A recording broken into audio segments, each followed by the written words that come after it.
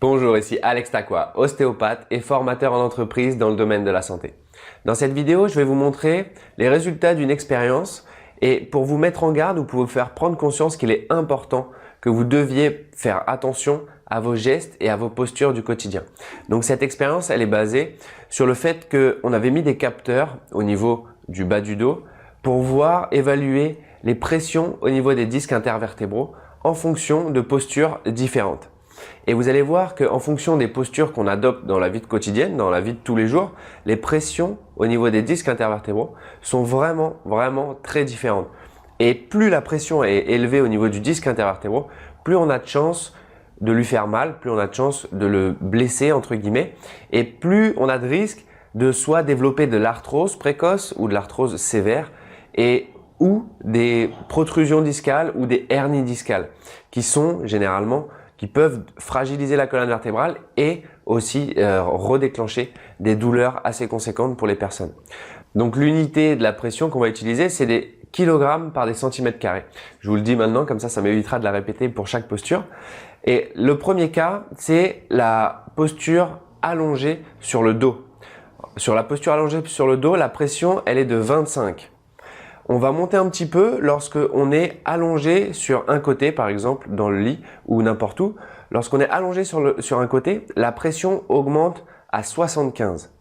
Et lorsqu'on est debout, la pression, elle monte à 100. Donc la position debout, c'est un peu la position pour laquelle on est fait.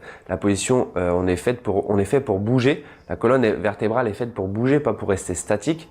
Donc la position allongée sur le dos ou allongée sur le côté, elle est très bien pour se reposer, elle est très bien pour décharger un petit peu la colonne vertébrale et soulager les tensions, mais elle n'est pas bonne à garder longtemps. La position debout, donc on va dire que c'est la position de référence où c'est 100, notre corps est fait pour rester debout, fait pour supporter ces contraintes-là. Et lorsque on commence à s'asseoir, lorsqu'on est assis le dos droit, la pression augmente encore à 140 et vous pourrez me dire, pourquoi elle augmente à 140? Pourquoi elle est supérieure à la position debout? C'est tout simplement lorsqu'on est assis, même si on a le dos droit, les courbures au niveau du dos, elles varient un petit peu et du coup, elles sont plus tout à fait dans les courbures naturelles de la colonne vertébrale. C'est ce qui fait que les pressions augmentent un petit peu.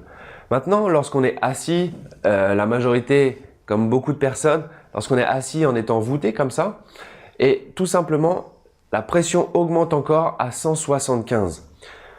Donc c'est déjà assez conséquent, ça fait une augmentation de 75 par rapport à la position de référence.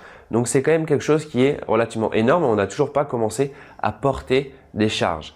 Maintenant lorsqu'on porte des charges, donc dans l'expérience qui était faite, le port de charge était de 30 ou de 50 kg à peu près il me semble. On portait la charge de manière théorique, de manière idéale. Donc en se tenant bien droit, la charge près du corps et en contractant les abdominaux pour protéger la colonne vertébrale derrière.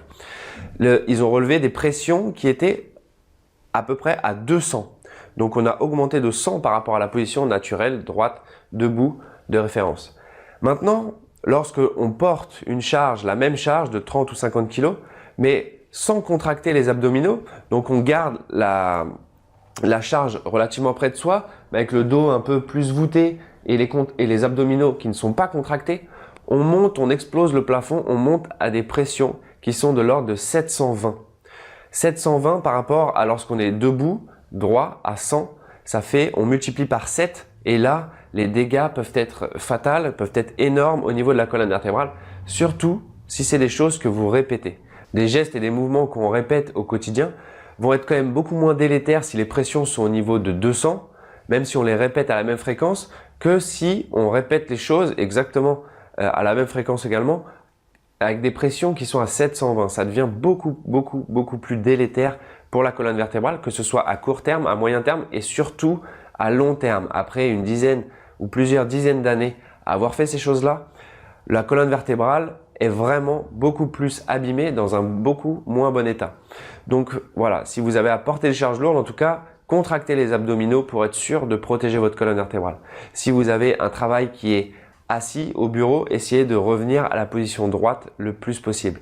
Voilà, je voulais partager cette étude, les résultats de cette étude scientifique parce que ça me semblait important que vous puissiez en avoir connaissance, si ça peut vous aider à prendre conscience de essayer de protéger votre colonne vertébrale au maximum dans votre quotidien à travers les gestes et postures. Si cette vidéo vous a plu, si elle vous a inspiré, si elle vous a aidé, pensez à la partager pour qu'elle puisse aider d'autres personnes, faire prendre conscience encore plus qu'il faut protéger son dos.